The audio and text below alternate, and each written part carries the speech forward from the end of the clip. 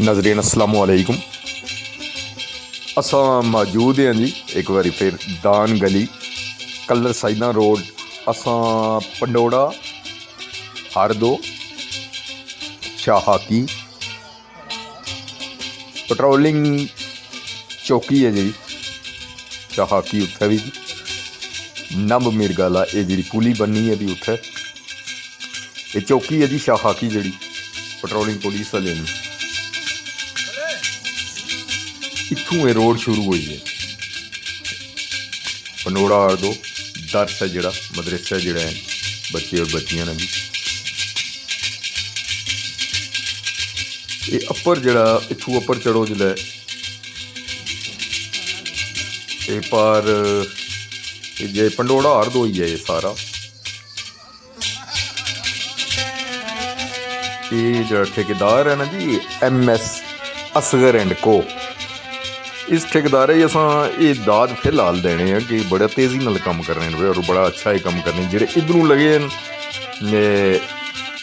फटियाला ने मोड़े वाले पासों वो थोड़ा सुस्त है।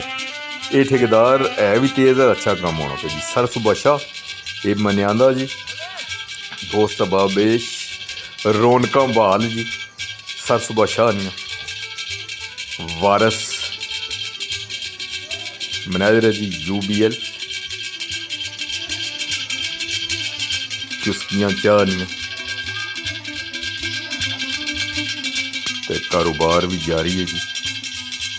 वाह जी वाह बहुत सारे जवान जी बिस्मिल्ला मोबाइल जोन सर सुबाशा तो सर सुबाशा नहीं बात की भाई इसलिए हूँ मिलना मिलाना दोस्त अहबाब सारे जी सारे बरजो सुध कर वाह जी वाह क्या बात है जी।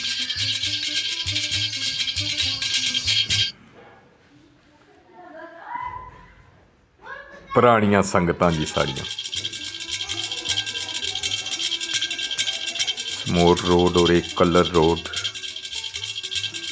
ते मेद असां रखने पे जी बस फास्ट फूड उपर जाई ते तुस पिज़्ज़ा भी खा सो जी ते रोड माशाल्लाह बनना पिया ते इंशाल्लाह बनसी अच्छा बनना है पिया। बहुत शुक्रिया सारे दोस्तों ना सिर्फ मकसद ये होना